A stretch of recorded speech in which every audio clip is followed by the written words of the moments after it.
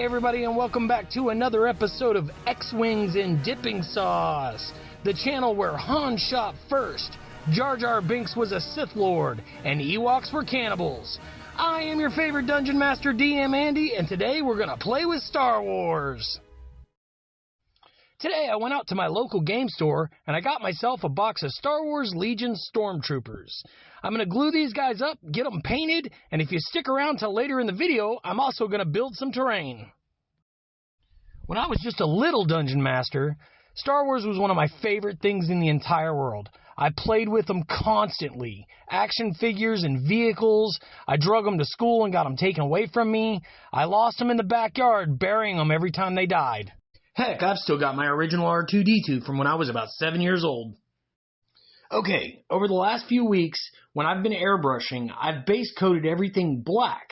That helped with the recesses, but this time I'm base coating with Folk Art White, and I'm using Vallejo Flow Improver to make sure that was thin enough to run through the airbrush without giving me any problems. As I've gotten used to using the airbrush, and I've gotten a little better at keeping it running without getting clogged, I've found that Vallejo Flow Improver is probably the best thing for all paints that aren't already air paints. Air paints can just go straight into the gun without being thinned. But rubbing alcohol, 70% rubbing alcohol does a really great job of cleaning your cup, cleaning your needle, cleaning the nozzle, and keeping everything from gumming up the works so you can keep airbrushing without having a lot of problems and having to take it apart and clean it and put it back together. Here's a look at what they look like completely base coated. And from there I've switched over to some Army Painter speed paints. I got myself a small box of them. They're kind of expensive, but it doesn't seem like you have to use very much. Miniatures are tiny. There's a shot of the two I'm using on these Stormtroopers. Miniatures are tiny, so it doesn't take a whole lot of paint to do the guns and the faces and the things I want to use the speed paints for. Alright, this is a little off topic as far as crafting goes, but in the Star Wars universe, everyone makes fun of the Stormtroopers for being a bad shot. And I'm here to tell you that's not true. In the scenes we see where the Stormtroopers aren't hitting anything, that's because they're usually putting a tracking device on one of the ships and allowing the rebels to get away so they can track them to find all the other rebels and destroy them all at once together. Just wanted to get that straight.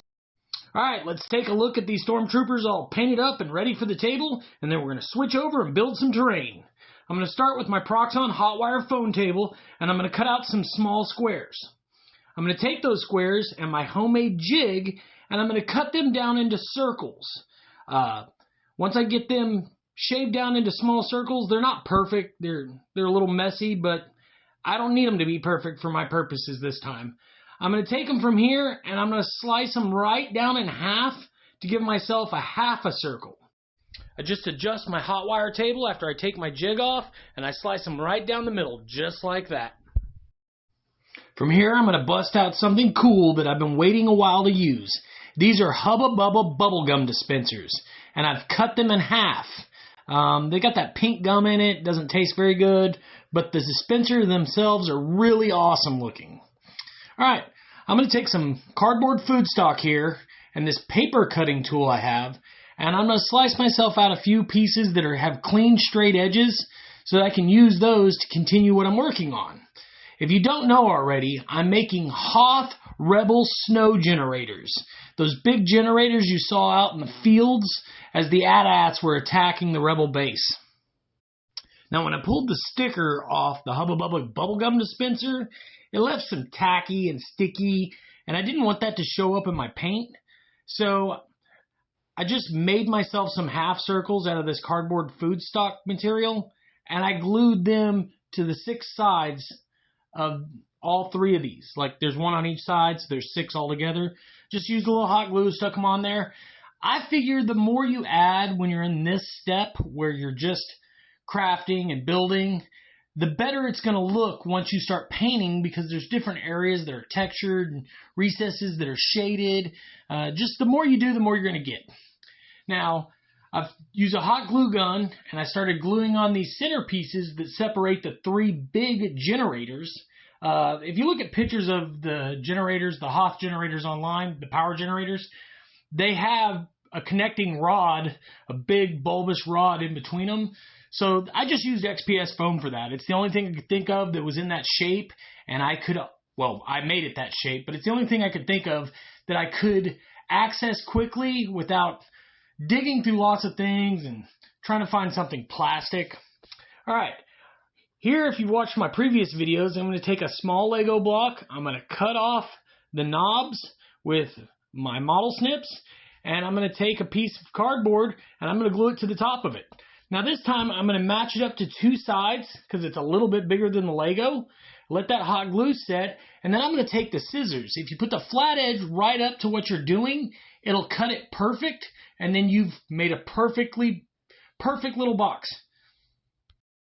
Pump a little hot glue in the bottom of it, and I'm going to stick it to the end of the power generator. And there you go. A little feature on the end to kind of break up the pattern of the pieces. I'm going to get my hole punch out, and with some of this leftover food stock cardboard, I'm going to punch out a few holes. And these work perfect. Again, just adding small little features. I'm going to put a little dab of glue on that Lego block. And I'm going to drop one of those little cardboard circles on there. And that's all there is to it. That's all I needed to do. Stuck a few on a few other places, but you'll see that later.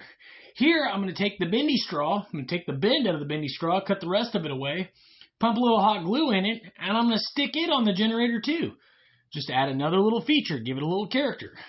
Alright, once I got these all dried and ready to go, I got out the airbrush, a little black paint, and I started base coating them. Once you get them all base coated, that's where the magic is. You can really start seeing it come together. Okay, let's go back to our paper cutting machine, cut out a few more pieces of cardboard food stock material, and we're going to take these printer cartridge things. These are the things that ink printer cartridges come in. Usually people just throw these away, but I noticed they really will work for scatter terrain for your sci-fi RPGs or Necromunda, things like that. Like, they really have a nice shape, and if you just spend a little time adding pieces, giving them character, they come together really nice. I'm going to use them as like power consoles for those generators out in the field, so technically you could run a game to where you're running out trying to keep those turned off to stop the rebels from escaping. But just cut up that food stock. I did a thing where I noticed that in sci-fi movies, if you take a piece of cardboard and you slash it, separate it just a little bit, it gives it that sci-fi character and really sells the piece. Just little cardboard, just a little bit of hot glue, and take your time. I just go around the model, putting little pieces on left and right. I did the hole punch thing again. I did the same thing here where I just put some on in different places. You find if you put 3 in a stacked row or 2 in a row, spaced just right, it really sells the piece. When you're doing this cardboard food stock, glue it together with your white glue. I know that hot glue dries faster, but you can also make a big mess with these tiny pieces, and that white glue, that cardstock drinks that white glue up so fast, it'll dry a lot faster than you think it will. So just go ahead and use white glue on those small punch outs. Like I said, just work your way around the whole thing, adding small slivers, pieces of cardboard. You don't even have to get really carried away. It only takes a little bit, and these really come together really well. Alright, back to my airbrush. Put a little black paint and Vallejo Flow Improver. Mixed it up real good, then poured that into the cup. Then I just base coated this. That cardboard food stock's going to drink up the paint just like it does the glue. So you're going to want to go over these 2 or 3 times. Just whatever you like, however you like it. Occasionally you may be wanting to leave them a little brown and weird, so that'll work too. Next I moved over to a light gray, and I just edge highlighted the whole thing. Both boxes I made, those little power modules. And then I hit the sides. I hit the button area a little bit, just a little bit of gray paint to make it stand up. Alright, here you can see I've spun it on my little carousel, and as always, I think they look great. They work really well for Star Wars games. Here's the big power generators. Those turned out really well. You're really going to like those if you take the time to build them. As always, I am your favorite Dungeon Master, DM Andy, and I just want to say thanks for hanging out watching my videos. I'm getting close to 1,000 subscribers, so keep it up, you guys. I'll see you next time.